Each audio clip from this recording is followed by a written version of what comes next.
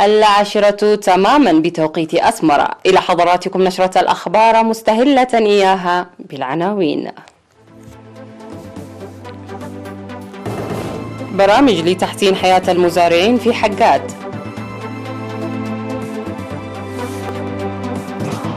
تطور الخدمات الاجتماعية في وسط دنكاليا.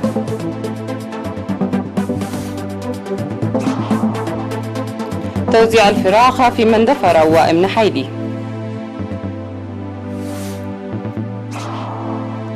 مقتل 13 شخصا في هجوم نفذته انتحارية بالكاميرون.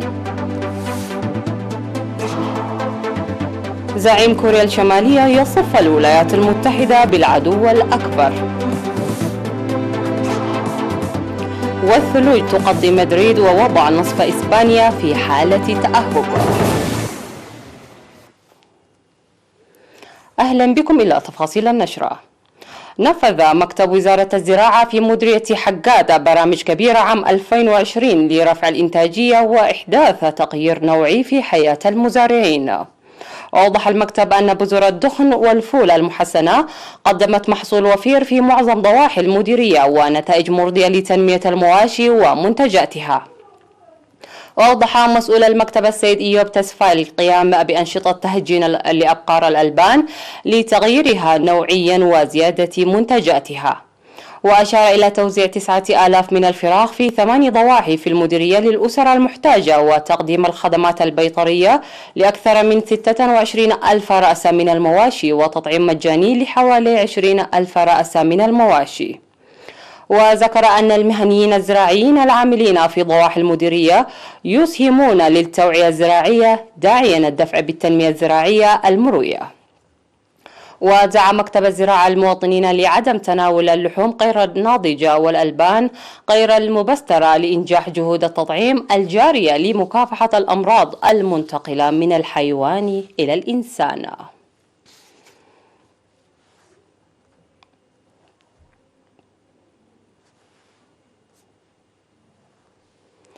قال المدير التنفيذي لإدارة مديرية وسط دنكاليا في إقليم جنوب البحر الأحمر السيد آدم عبد الله إن الجهود المبذولة لتوسيع انتشار الخدمات الاجتماعية في المديرية تحقق نتائج مرضية. وأوضح بأن سنوات الاستقلال الماضية شهدت تجمع القرى المتناثرة في الأنحاء في 25 قرية ب7 ضواحي ليحصلوا على الخدمات عن قرب. وذكر بأن الأوضاع المناخية والتضاريس وسوء الطرق من أهم تحديات إرساء الخدمات الاجتماعية، مشيرا إلى وجود 12 مدرسة ابتدائية ومدرستين متوسطتين ومدرسة ثانوية و4 رياض أطفال، بعد أن كانت مدرسة ابتدائية واحدة فقط في كامل المديرية قبل الاستقلال وارتفاع متزامن لعدد الطلاب. وأوضح أن الاستثمار الذي جرى في قطاع الصحة زاد من المؤسسات الصحية بنسبة 150%. وأشار إلى بناء 7 مشاريع مياه الشرب الصالحة التي تعمل بالطاقة الشمسية و15 مشروع مياه يضخ بالدفع اليدوي و14 خزان مياه جوفي لحل نقص المياه، ويجري العمل لحل مشكلة مياه قرى عدي وكاروم وأبول الواقع على شاطئ البحر.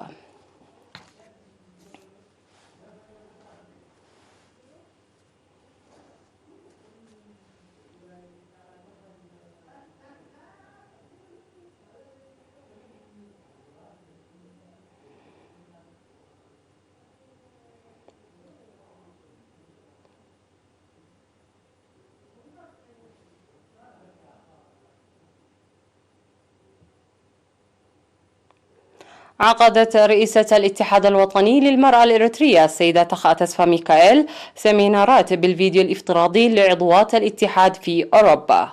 وأوضحت السيدة تخا في السيمينارات التي عقدت للهيئات الإدارية في أوروبا وفروع المدن من 23 من ديسمبر وحتى 5 من يناير دور الاتحاد وعضواته وبرامج التنمية وترسيخ القيم. ودعت العضوات للنشاط بتنظيم قوي في عملية الانتقال للتغيير الاجتماعي بنفس الفاعلية التي قمنا بها في النضال للاستقلال والدفاع عن السيادة والدفع بالتنمية. وقالت إن دور المواطنين عامة والمرأة خاصة هام جدا للحفاظ والدفع بثروة الوئام والوحدة والسلام التي نمتلكها كوطن، مشددة على وجوب تعزيز دور العضوات في أنشطة الاتحاد لترسيخ الوطنية ورفع الوعي.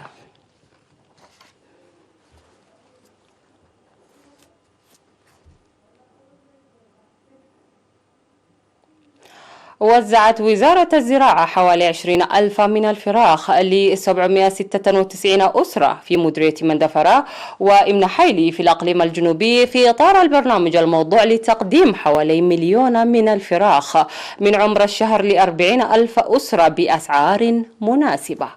وقدمت الفراخ بسعر 15 نقفة للواحدة بمعدل 25 فرخة لكل أسرة.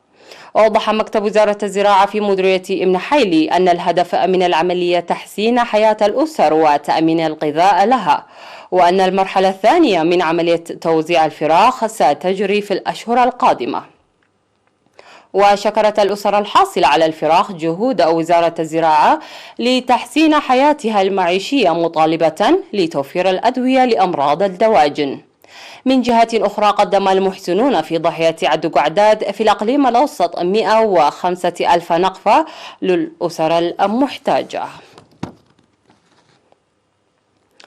استشهد في 9 من يناير المناضل هبتة قرقيش زرقاء الذي كان يتلقى الرعاية تحت وزارة العمل والرعاية الاجتماعية بعد الإعاقة التي تعرض لها في النضال التحرري، وذلك إثر مرض ألم به عن عمر بلغ 61 عاما.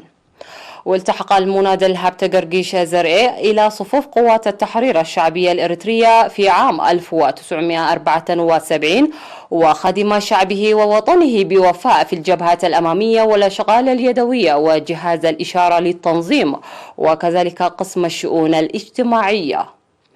وفي الحرب الضروسة التي شهدتها منطقة دبر إمن في عام 1985 تعرض هبتة قرقيش زرقاء لجروح تسبب في شلل عموده الفقري وإعاقة خطيرة في رجليه، وكان يتلقى الرعاية الصحية حتى الاستقلال في عيادة بورسودان المعاقين، وبعد الاستقلال تحت رعاية الجمعية الوطنية لمعاق الحرب. وأشرف وزارة العمل والرعاية الاجتماعية في معسكر دندن. المناضل هبتة قرقيش زرقاء رب أسرة وأب ل6 مولود، ووري جثمانه ثرى عصر اليوم الأحد في مقبرة الشهداء في أسمرة. وعربت وزارة العمل والرعاية الاجتماعية عن حزنها باستشهاد المناضل هبتة قرقيش زرقاء، وقدمت أحر تعازيها لأسرته ورفاقه وزملائه.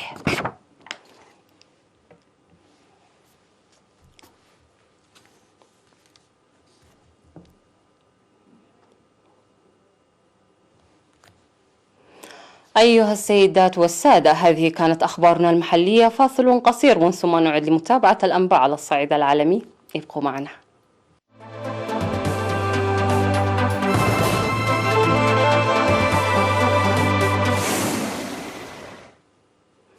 أهلا بكم مجددا.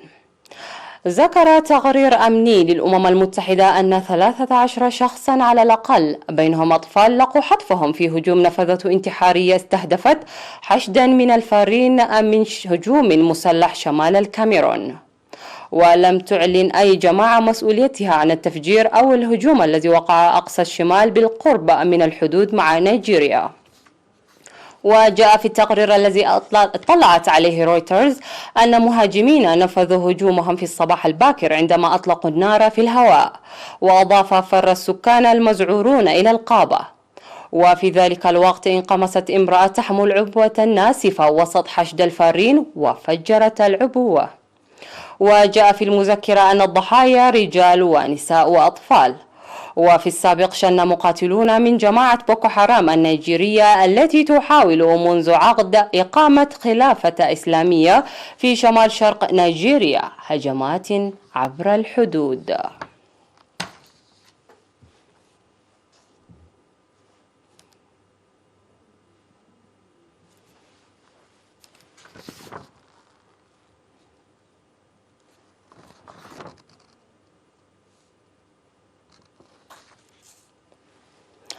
وصف زعيم كوريا الشمالية كيم جونغ أون الولايات المتحدة باعتبارها العدو الأكبر، معتبرا أن سياسة واشنطن العدائية لن تتغير تجاه بلاده بغض النظر عمن يشغل البيت الأبيض.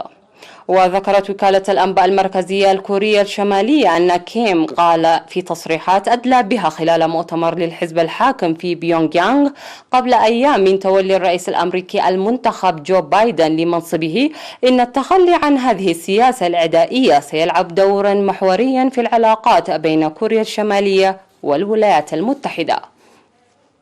وقال كيم بغض النظر عمن في السلطة في الولايات المتحدة فإن طبيعة الحقيقة للولايات المتحدة وسياساتها الأساسية تجاه كوريا الشمالية لا تتغير أبدا، وتعهد بتوسيع العلاقات مع القوى المستقلة المعادية للإمبريالية وفق ما نقلت رويترز. ودعا كيم أيضا إلى مزيد من البحث والتطوير للمعدات العسكرية المتقدمة، بالإضافة إلى مزيد من التقدم في توسيع ترسانة البلاد من الأسلحة النووية.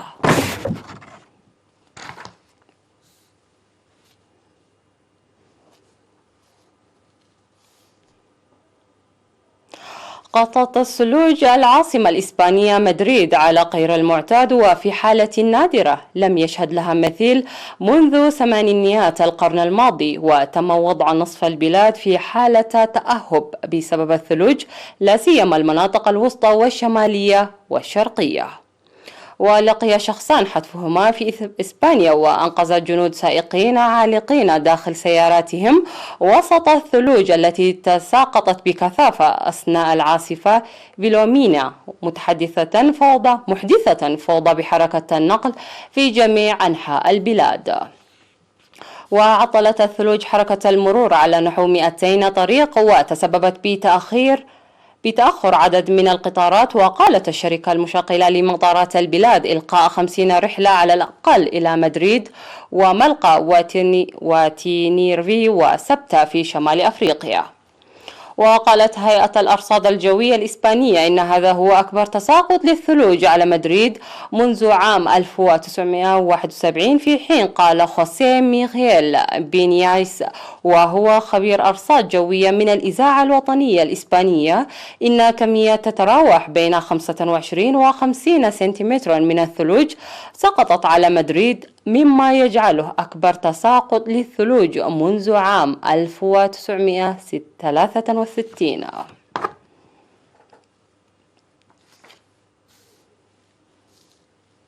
والخبر الأخير في هذه النشرة: أغلق مقر إيواء مخصص للاستشفاء من مرض كوفيد-19 بشكل مؤقت بعد أن التهمت حفرة عملاقة موقف السيارات المجاورة التابع للمستشفى في مدينة نابولي الإيطالية. وأدت الحفرة العملاقة إلى قطع الكهرباء عن المقر المؤقت والمستشفى من دون أن تؤثر على العمليات والخدمات في مستشفى البحر في مدينة نابولي، نظرا لوجود شبكة كهرباء احتياطية خاصة بالمستشفى. وأفادت فرقة الإطفاء في المنطقة بعدم وقوع إصابات بين المرضى، لكن عدة سيارات للزائرين كانت موجودة في الموقف شبه الفارق سقطت في الحفرة بحسب ما ذكرت صحيفة الجارديان البريطانية. وأوضح المستشفى المحلي أن عمق الحفرة التي تكونت فجأة في ساعات الفجر الأول بلغ قرابة 20 مترا، وبلغت مساحتها نحو 2000 متر مربع. وقال ضابط فرقة الإطفاء لقناة سكاي تي جي 24 الإيطالية أن سبب تكون الحفرة ربما يعود إلى تسرب المياه الجوفية الناجمة عن تساقط الأمطار بقذارة في وقت سابق.